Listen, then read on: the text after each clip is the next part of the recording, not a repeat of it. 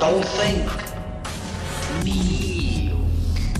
This is like a finger pointing to the moon. Don't concentrate on the finger, or you miss all the heavenly glow. Do you understand?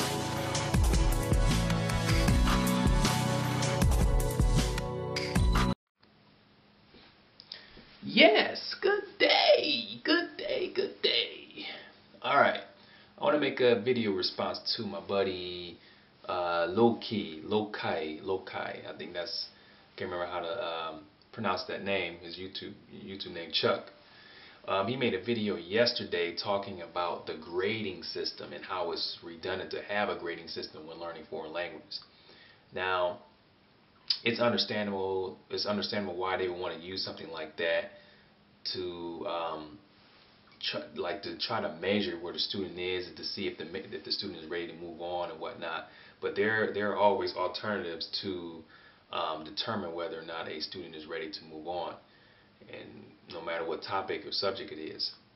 But I just want to talk a little bit about my experience. I had a teacher at OSU, a Swahili teacher, and this guy's grading system was very interesting. He never used he never used letter grades. He didn't use A, B, C, D, E, I, and all that stuff. He never used that. But of course, at the end of the quarter, when he turned the grades in, he had to use those. But during the whole quarter, he never did. He basically used a number system, like 23, 45. It wasn't like a percentage, like you get 65 or 85, 95. It was a little different than that. I can't remember exactly how it went, but I thought it was very interesting. The 23 was like I don't know, it was like a really high score, 25. But his point of doing that is he wanted to make all the students in the class feel that they were capable of doing well in that class. He didn't want anyone to feel that they were a failure, that they could never learn a language like Swahili.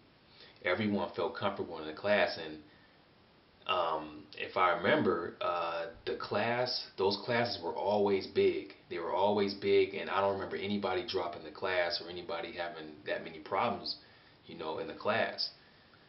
So it's like what he would do was he would basically grade the test, and if a person didn't get like a high mark on the test, he would make them take it again until they get that high mark. So it's like there's no way that you could fail that class. There's no way that you couldn't get a high mark on the test, because he won't let you.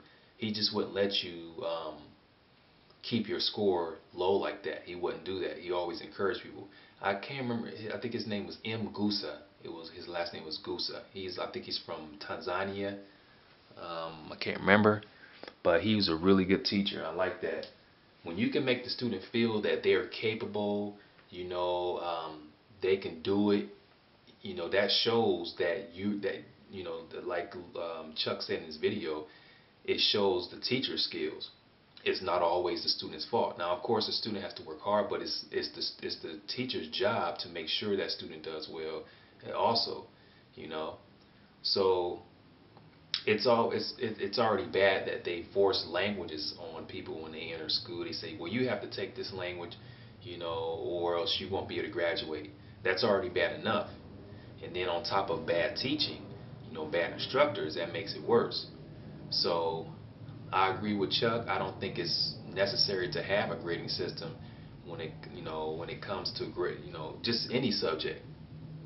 So yeah. So that's my opinion about it. Let me know what you guys think. Like I said, I know we need something to measure the student, to see where the student is, if the student is ready to pass on or whatnot. But how do you guys feel about this grading system? How do you guys feel about that? Do you think that we should have a grading system, or do you think there should be some alternative to make students feel like more confident, in taking that class and doing well? So that's it for this video. Let me know what you guys think. I look forward to your comments. Thanks for viewing.